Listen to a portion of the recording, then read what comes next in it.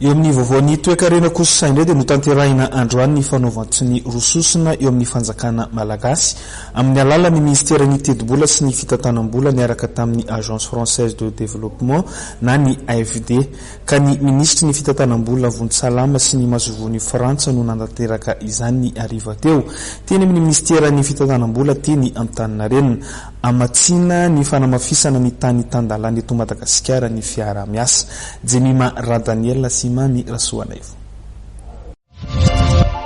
Vola mitentina 20 miliara ariary na 5 tapitrisa euro nomen'ny agence française de développement na ny AFD any ministeran'ny fitsarana entina hanatsarana ny fiasan'ny ministera sy hanamafisana ny fahaiza-manaon'ny mpitsara sy ireo rehetra mpisehatra eo amin'ny fitsarana. Fa ankoatra ity tohana ho an'ny ministeran'ny fitsarana ity dia misy ihany koa ny tohana izay entin'ny AFD hanoanana ny ministeran'ny fitantanam-bola mikasika ny fanatanterana ny etude entina manatanteraka tetikasa 500,000 euro vola tsy averina ihany koa izy io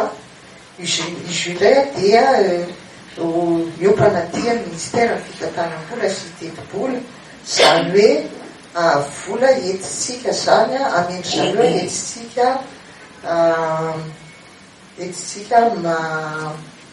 financière na étude na fitilina étude sy ohatran'izany azahoana zany manetraka andreny le hoe tetikasa lehibe tetikasa tao zava-baventy reny zay apetraka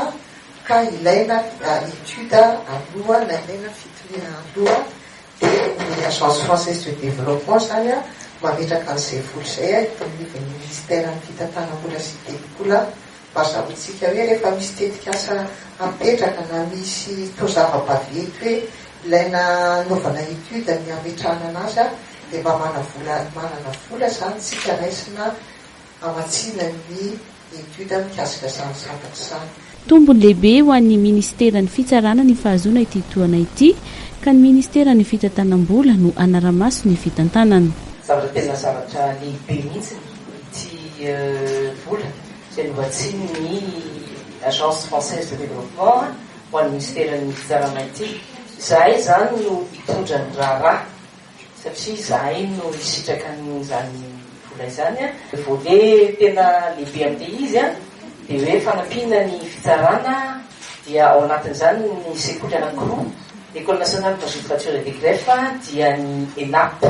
ao anatin'izany ny fanamafisana ny traikefa misy koa ny drafitrasy izay hoatao sy hoamboarina hoahorina isan'izany ohatra hoe ny amin'ny fonja ihany koa ny amin'ny administration pénitentiaire zany ny fandrarana fonja koa volet faharoa izay tena zava-dehibe mihitsy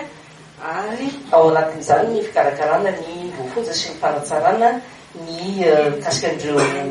voafonja ireo. Ny tolakandro teo moa no nanatanterahana ny fanaovatsy ny rososony ny fanampiana entin'ny fanjakana frantsay amin'ny fanjakana malagasy amin'ny alalan'ny AFD sy ny ministeran'ny fitantanam-bola.